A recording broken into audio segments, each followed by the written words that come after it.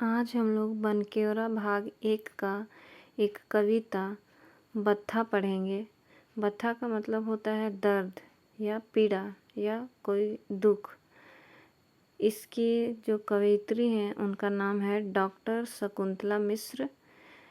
इसकी रचना शैली कविता शैली में लिखी गई है और जो डॉक्टर शकुंतला मिश्र हैं, बनकेवरा जो किताब है उसके संपादक भी हैं। साथ ही साथ इस किताब के संपादक उमेश नंद तिवारी भी हैं। ये एक आधुनिक कविता है। इस कविता में कवयित्री ने बत्था अर्थात पीड़ा की बात कही है, लेकिन कैसी पीड़ा, कैसी बत्था। कविता में पर्यावरण नष्ट होने का दर्द है। पेड़ पौधों की जगह, जंगल की जगह कंक्रीट से बने घर, जिसके कारण अंधाधुंध पेड़ों की कटाई की जा रही है, उसका दर्द है। पेड़ की ठंडी हवा की जगह एसी कूलर की हवा ने स्थान ले लिया है, इसका दर्द है। एक सूखे हुए पेड़ का दर्द है जो अपने सामने जंगल को नष्ट होते हुए देख रहा है। कवयित्री ने इसी दर्द, जो आज के आधुनिक युग की सच्चाई है, उसे बड़े ही मार्मिक ढंग से अपने शब्दों में पिरोया है। आइए पढ़ते हैं। हरियर बन कर माझे उदास खड़ा ठुठुंगू गछ। माझे का मतलब होता है बीच में, और यहाँ पे ठुठुंगू गछ का मतलब है, गछ मतलब पेड़, और ठुठुंगू गछ का मतलब है वैसा पेड़ जिसमें कोई फूल पत्ता नहीं है, मतलब हरा भरा नहीं है। सूखा हुआ पेड़ को ठुठुंगू गछ कहा जाता है। तो यहाँ पे कहा जा रहा है कि हरियर बनकर माझे, यानी कि जो हरियर अर्थात हरा भरा वन यानी जंगल के माझे यानी बीच में एक ठुठुंगू गछ जो है वो उदास खड़ा है। उदास खड़ा ठुठुंगू गछ। अगला पंक्ति है, ओकर ऊपरे बरखा कर बरसत पानी, ढरकत है उकर सूखल छाती में, जैसे ढरकेला लोर जब झरेला मांग में सिंदूर।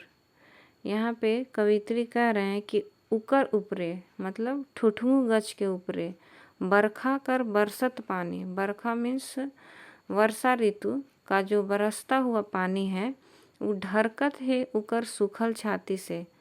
ढरकना का मतलब होता है कि गिरना, ऐसे गिरना कि जिसमें कोई रुकावट ना हो। जैसे कि अगर एक सूखा हुआ पेड़ है और अगर उस पे पानी गिरता है तो चूँकि उसमें पत्ता या और भी कुछ नहीं है, तो पानी जो है वो डायरेक्टली पेड़ का जो तना है, सूखा हुआ तना है, उसमें डायरेक्टली ढरकने लगता है, नीचे आने लगता है, तो उसको हम ढरकना कहते हैं। तो यहाँ पे कवयित्री कह रही हैं कि ढरकत है उकर सूखल छाती से लोर, यानी बारिश का जो पानी है वो ढरक रहा है सूखल छाती से, मतलब जो सूखा हुआ पेड़ है उससे होते हुए पानी ढरक रहा है। कैसे? जैसे ढरके लालोर जब झरेला मांग से सिंदूर। तो यहाँ पे कवयित्री तुलना करके कह रही हैं कि ऐसे ढरक रहा है लोर, यानी लोर मीन्स आंसू।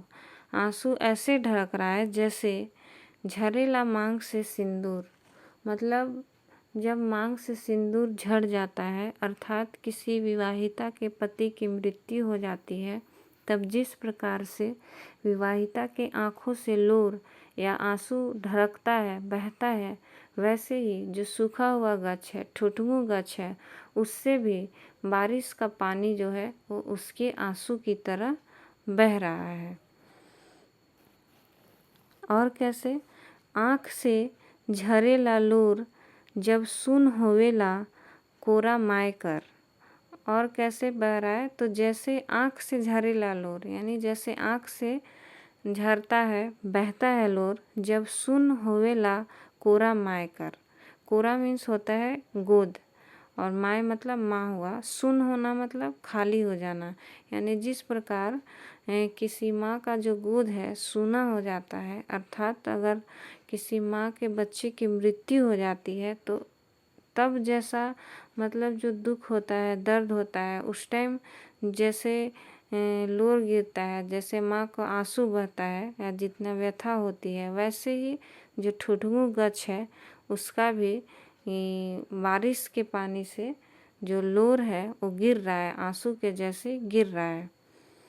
अगला पंक्ति है, इतना बत्था काले का आपन मेटत अस्तित्व ले। तो यहाँ पे कवित्री पूछ रहे हैं कि इतना बत्था काले, इतना दर्द, इतना पीड़ा किस लिए, का आपन मेटत अस्तित्व ले, यानी कि क्या अपना जो अस्तित्व मिट रहा है उसके लिए दर्द हो रहा है। अस्तित्व का मतलब होता है कि किसी चीज़ का मौजूदगी, एग्जिस्टेंस, या फिर हम बोल सकते हैं कि किसी चीज़ का वजूद। तो यहाँ पे वही कवित्री पूछ रही हैं कि इतना बत्था क्यों है, इतना दर्द क्यों है, क्या जो अस्तित्व मिट रहा है, जो मौजूदगी मिट रहा है, उसके लिए इतना बत्था है। अगला पंक्ति है, का याद होत है आपन बीतल दिन। तो क्या जो अपना बीता हुआ दिन है वो याद आ रहा है। जब भौरा फूलक रस चीभत रहे, यानी कि जब भौरा जो है वो फूल का रस चीभ रहे थे, मतलब कि चूस रहे थे। मतलब एक दिन ऐसा भी था कि जब गच ठुठगू नहीं था, पेड़ ठुठगू नहीं था, तो उसमें जो भी फूल लगे हुए थे तो उसमें भौरा रस चूभ रहे थे। ऐसा मतलब बोल रहे हैं कि क्या ये सब चीज़ याद आ रहा है। आदमी सुस्तात रहे उकर घन छाहिर में, और आदमी जो है वो सुस्ता रहे थे, मतलब आराम कर रहे थे। उकर घन छाहिर में मतलब ठुठुंगू गछ जो पहले हरा भरा था उसके घने छाया में लोग सुस्ता भी रहे थे। और देखत रहे ऊपरे लदरल फर के, झबरल डायर के, सराहत रहे उकर सुंदरई के। और यहाँ पे कहा जा रहा है कि देखत रहे ऊपरे, कौन ऊपरे देख रहे थे, जो गछ यानी पेड़ के नीचे बैठे हुए थे। और ये बात उस समय की है जब ठुठुंगू गछ हरा भरा था। तो ऊपर देख रहे थे, क्या देख रहे थे, लदरल फर के, मतलब जो पेड़ है वो फलों से लदा हुआ था, जहाँ सिर्फ फल ही फल दिख रहा था, उसको देख रहे थे। झबरल डायर के, और जो झबरल डायर मतलब जो उसका जो डाल है वो फूल फल पत्तों से पूरा झबरा हुआ था, पूरा ढका हुआ था, उसको देख रहे थे। और सराहत रहे उकर सुंदरई के, और उसका जो सुंदरता था, पेड़ का जो सुंदरता था, उसको सराह रहे थे। अगला पंक्ति है, का से दुख सालत है साइत नहीं। का से दुख सालत है का मतलब यह है कि जो ऊपर दिया हुआ है, जैसे ऊपर में दिया हुआ था कि लदरल फल था, पहले झबरल डाल था, भौरा जो है वो उसके फूलों को चूस रही थी, तो वो अब चीज़ ठुठुंगू गछ के पास नहीं है, तो वो सब चीज़ नहीं हो रहा है। तो यहाँ पे कवित्री पूछ रही हैं कि क्या यही दुख साल रहा है कि अब ये सब चीज़ नहीं है। उसी चीज़ को लिखे हैं, का से दुख सालत है। तो ठुठुंगू गछ का जवाब है साइत नहीं, यानी कि शायद नहीं। अगला पंक्ति है, का याद होत है उ दिन उकर नावा नहुरल पतई में, जब ओस कर बूंद गिरत रहे, चमकत रहे जैसे चमकेला मोती। तो जब पेड़ की तरफ से ये आवाज़ आया कि नहीं, ये सब जो रीज़न है, वो जो कारण है नहीं है, तो कवित्री फिर से पूछ रही हैं कि का याद होत है उ दिन, मतलब क्या वो दिन, पहले का दिन याद आ रहा है जब उकर नावा नहुरल पतई में, मतलब पेड़ का जो उकर मतलब पेड़ का जो नया नहुरल, जो नया नया पतई बना था, और जब ओस कर बूंद गिरत रहे, और जब ओस का बूंद गिर रहा था और चमक रहे जैसे चमकेला मोती। और ऐसे चमक रहा था जैसे चमकता है मोती। जगमगाए उठत रहे बन, झूमत रहे गछ। और जो वन जो है उसके गिरने से जगमगा उठ रहा था, चमकने लग रहा था और झूमत रहे गछ। और जो गछ है, जो पेड़ है, वो झूम रहा था। चूँकि ये ठुठुं गछ की पहले की बात है, तो जब पेड़ में पत्ते या फिर फूल फल लगे रहते हैं तो पेड़ झुकता है, झूमते रहता है। लेकिन जैसे ही अगर पेड़ कोई सूख जाता है तो उसमें कुछ हिलना डुलना नहीं होता है, वो मतलब एकदम खड़ा रहता है बस। अगला पंक्ति है, का से दुख सालत है साइत नहीं। तो कवयित्री यहाँ पे पूछ रही हैं कि का से दुख सालत है, मतलब कि क्या यही दुख है, यानी जो ऊपर बताया गया है, क्या यही दुख है जो चुभ रहा है, साल रहा है। तो जो गछ का है, ठुठुं गछ का जवाब आता है शायद नहीं, मतलब शायद नहीं, नहीं ये भी कारण नहीं है उसके दुख का या उसके बथा का। अगला पढ़ते हैं, बथा तो उठत रहे उकर छाती में, सुइन के एगो बात। यहाँ पे कहा जा रहा है कि बथा यानी जो दर्द है वो तो उठ रहा था उसका छाती में, उसका छाती में मतलब ठुठुं गछ कर छाती में एक बथा, एक दर्द, एक पीड़ा तो उठ रहा था। सुइन के एगो बात, मतलब एक बात को सुनकर उसके छाती में दर्द उठ रहा था। वो एक बात क्या है, ठेकेदार लेलक ठीका बनकर, गोठियात रहे इहे गछ तर। यानी कि उसी गछ तर, ठुठुं गछ के तर ही गोठियात रहे, बतियात रहे। गोठियाना का मतलब बतियाना, बतिया रहे थे। तो कौन बतिया रहे थे, ठेकेदार लेलक ठीका बनकर। जो ठेकेदार लोग थे वहाँ पे थे और ठीका लिए थे बनकर। बनकर मतलब वन का। तो वन का ठीका लेने कहने का मतलब है कि उन लोग ठीका किस लिए लिए होंगे, पेड़ काटने के लिए। पेड़ काट कर वहाँ कंक्रीट का घर बनाएंगे उसके लिए, या वो जंगल का जो है वो विनाश करेंगे और वहाँ पे कोई भी बिल्डिंग ऑफिस बनाएंगे, इसीलिए लिए होंगे।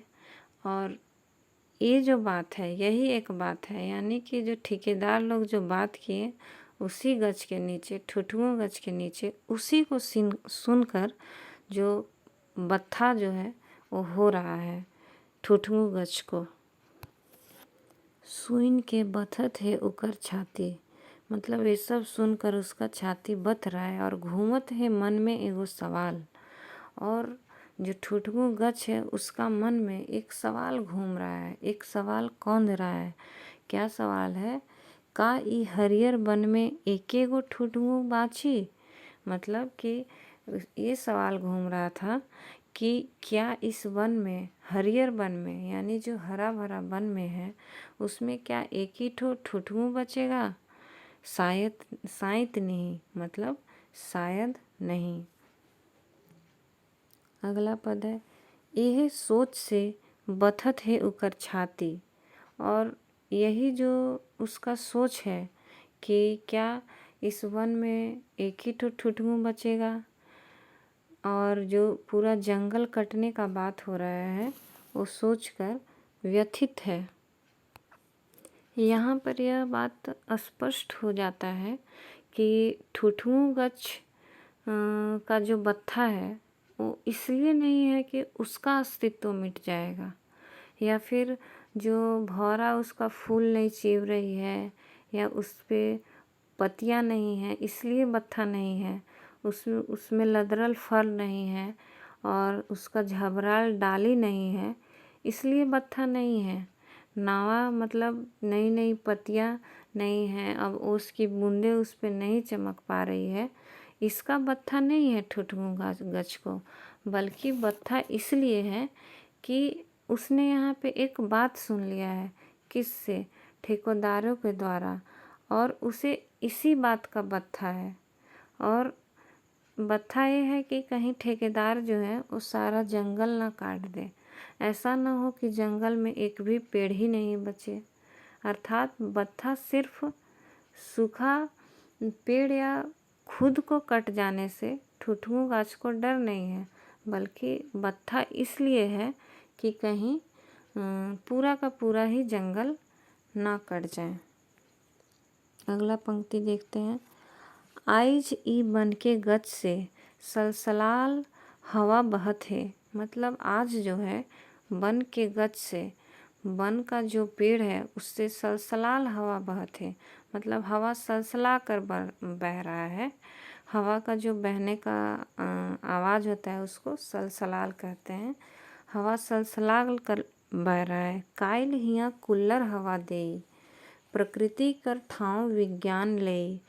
और कल जो है, अभी जो वहाँ हवा बह रहा है, कल यहाँ कूलर का हवा दे।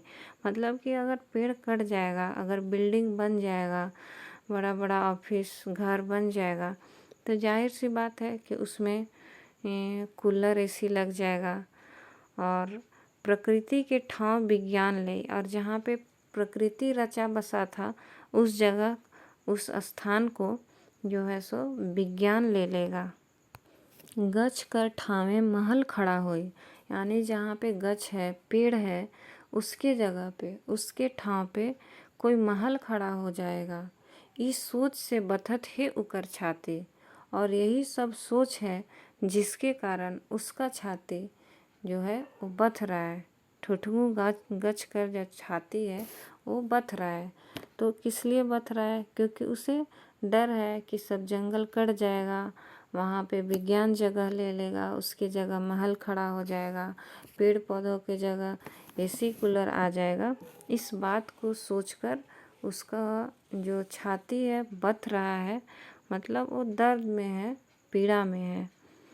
तभी दूर आकाश से उड़त एगो छोट चरई कही गेलक अल्ले से गछक कान में। मतलब कि तभी दूर आकाश से उड़ते हुए एगो यानी एक छोट चरई, मतलब छोटी चिड़िया, जनरली चरई गौरैया को बोलते हैं। तो छोटी चिड़िया जो है वो कही गेलक, मतलब क्या कही गेलक? अले कान से, मतलब धीरे से, गछक के कान में, धीरे से पेड़ के कान में कह गई। क्या कह गई? देख हमर नान पाँव और कमज़ोर पाँख के। मतलब कि देखो हमारा नन्हा पाँव, छोटा सा पाँव और मेरा कमज़ोर पंख को। हिया पराग है, बिहन है, साल महुआ और पाइकर कर। हिया मतलब यहाँ पर पराग है, बिहन है मतलब बिहन है, बीज है किस चीज़ का?